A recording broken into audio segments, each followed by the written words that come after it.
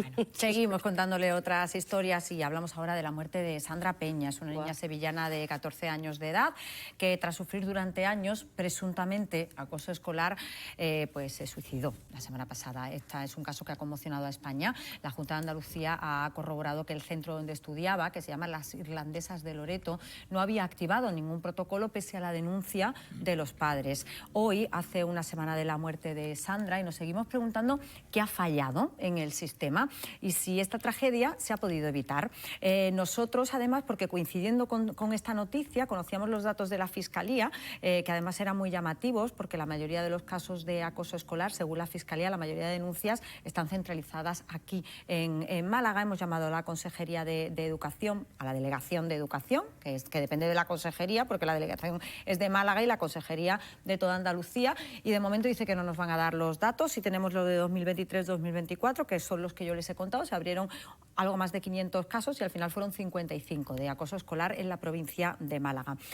Volviendo al caso que nos ocupa hoy, si esta tragedia se pudo evitar, vamos a saludar ahora a Eva Cabra. Ella es vicedecana del Colegio de Psicólogos de Andalucía Oriental y además es psicóloga experta en adolescencia.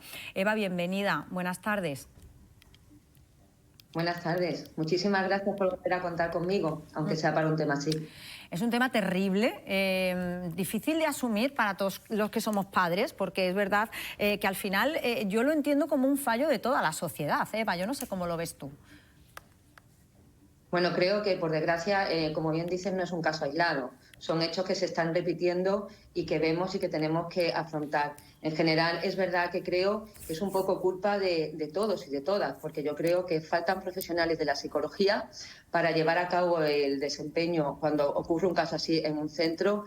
Tenemos también que tener en cuenta que los padres y las madres muchas veces no sabemos ver o detectar esas señales. También es verdad que algunas veces es muy importante la activación del protocolo, aunque creamos, como se suele decir, son cosas de niños, no son cosas de niños. Algunas veces tienen unas implicaciones y unos resultados como el que hemos visto.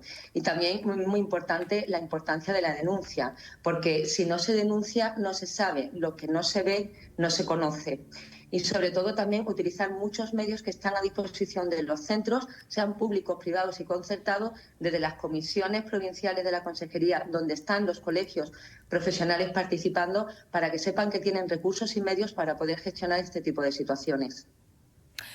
Claro, Eva, porque me pregunto yo, haces hincapié en que se active el protocolo, en este caso de acoso escolar, pero ¿qué pasa si los padres lo denuncian, si van al colegio y lo dicen, pero el colegio no inicia ese protocolo de acoso escolar? ¿Pueden los padres ir a otra vía para iniciar ese proceso? Entiendo que pueden denunciar, al final lo que les queda es la vía judicial, ¿no? Hombre, por supuesto, siempre existen muchas vías. Siempre lo más recomendable es empezar por el colegio, porque no olvidemos que se está dando en el centro.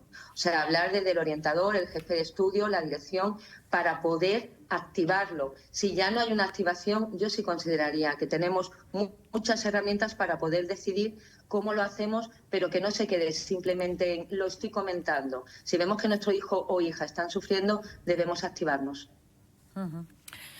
Es un caso tremendo. ¿Se ha podido evitar, Eva? Cuando pasan este tipo de cosas es muy difícil decirlo, pero ¿se ha podido, crees que se ha podido evitar en este caso? Es decir, si el centro hubiera hecho caso, se hubiera iniciado el protocolo, se hubiera puesto en marcha todos esos pasos. Bueno, es que creo que si se ha podido evitar, tenemos un resultado y el resultado está ahí. No sé cómo se debería, no sé por qué el centro no pudo activar o no activó o no consideró que se debía activar. Como todo, hay ahora una investigación y habrá que aclarar el por qué. Si pudiéramos, también pensamos que muchas veces no solamente todo transcurre en el centro, también tenemos que pensar que fuera del centro se sigue muchas veces produciendo este acoso. Claro. Entonces, lo de si se podría haber evitado, a mí me da mucho miedo considerar si se podría, porque hay una familia destrozada y creo que lo que deja es un vacío enorme.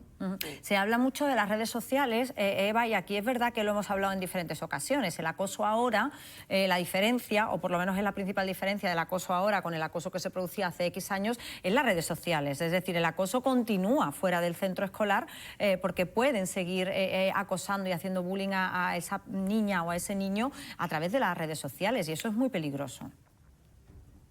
Por eso mismo digo que ya muchas veces no es que solamente se quede en el centro, es que fuera del centro a lo mejor no tenemos control, porque las redes sociales muchas veces ni los padres ni los madres sabemos controlarlo. Entonces es una vía más de hostigamiento para que esa niña o ese niño siga sufriendo ese tipo de acoso. No es solamente ya el acoso que se pueda producir en el centro, sino también que se puede producir en las redes. Y muchas veces es demoledor, porque no hay quien lo pare.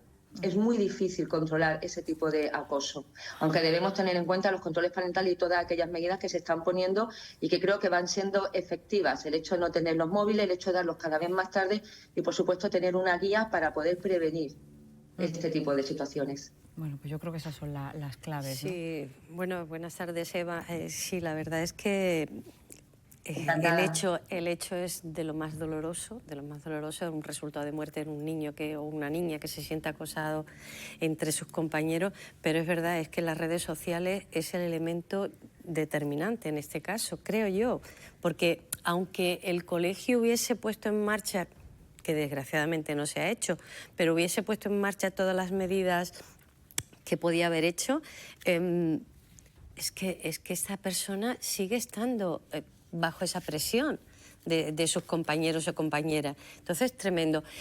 Pero yo quería hacerte una pregunta, Eva. Como madre, si yo veo en mi casa, en mi hija, en mi hijo, una situación, y la estoy viendo puesto que he hecho una denuncia, ¿no? ¿Qué herramientas puedo utilizar? ¿Qué herramientas podría utilizar para hacerlo? Para prevenirla, puede ir un protegerla. padre a la delegación de educación, es mi pregunta directamente, saltándose al colegio, si no le hacen caso, por ejemplo. Efectivamente, sí se puede ir y se puede poner una denuncia. Directamente a la delegación de educación, ¿no? Claro, que a lo mejor puede ser que yo puedo dirigirme directamente a la delegación de educación y decir, mi hijo o mi hija está sufriendo esta situación y el colegio no está haciendo absolutamente nada. Y hombre, tienen obligación de atenderme, ¿no? El más aconsejable es contactar con el centro, por supuesto. Mira. Si luego se ve o creemos que no nos están haciendo el debido caso, por supuesto que se puede ir a delegación. Por eso digo que hay muchas vías y sistemas. Y en cuanto a qué podemos hacer los padres y madres, bueno, el hecho ya de que podamos valorar y ver que nuestro hijo está pasando por una situación así ya es muy importante. Creo que existe el diálogo, creo que existen muchos profesionales que estamos cada vez más pendientes y sobre todo más formados para poder interactuar y sobre todo hay que trabajar mucho con la familia para que sean capaces de detectar y, como bien habéis dicho, para nosotros la prevención es fundamental. Es fundamental. Eva, y en el caso de que el padre detecte algún tipo de conducta, en este caso de que el hijo pueda ser el acosador, ¿qué podemos hacer? Ese es un problema que todo el mundo nos pregunta. El acosador, claro. Vamos a ver. Claro, tanto acosado como acosador no podemos olvidar, son niños. O sea, algo también pasa con ese niño o niña acosador, acosadora. También hay que trabajar con él. Hay que darles herramientas. Juzgar a estas edades es muy complicado, es muy difícil. Es verdad que ha habido una violencia seguramente verbal o de tipo, bueno, pues en algún momento puede haber sido física, de darle un cachetazo, pero hay que saber también qué está pasando con el acosador. No podemos olvidar que son niños y niñas y que también tienen un porqué. Hay que saber también trabajar con ellos y no aislarlos, porque muchas veces son una conducta reactiva a un problema, a una situación, a un entorno. Entonces tampoco podemos olvidar al acosador, porque también habrá que trabajar con él, sobre todo para que no vuelva a repetir ciertos patrones y que, bueno, y que se pueda trabajar con él para que pueda gestionar los conflictos y no los encare de esta manera. Claro, es que al final son niños también, son niños, son niñas. ¿En qué entorno están viviendo estos niños? Claro. ¿Qué tipo? Porque posiblemente ellos también estén sufriendo algún tipo de acoso en sus entornos y lo que hacen es trasladar lo mismo que están viviendo. Es muy duro. Es tremendo. Bueno, Eva, muchísimas gracias por habernos atendido esta mañana. Mil gracias. A vosotros siempre y enhorabuena por el programa. Un abrazo.